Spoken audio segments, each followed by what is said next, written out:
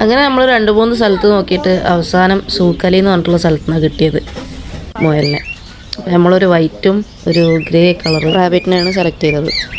പിന്നെ നമ്മൾ അതിനുള്ള കൂടും വെള്ളം ബോട്ടിലും ഫുഡും ഒക്കെ മേടിച്ച് നമ്മൾ അതിനുള്ള വണ്ടിയിലാക്കി.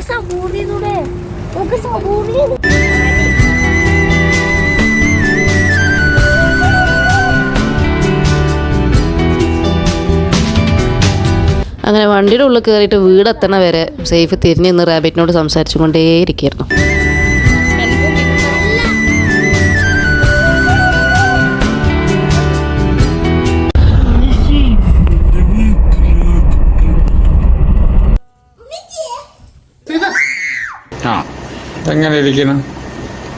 ഫസ്റ്റ് ദിവസം അതായിരുന്നു അവൻ്റെ അവസ്ഥ.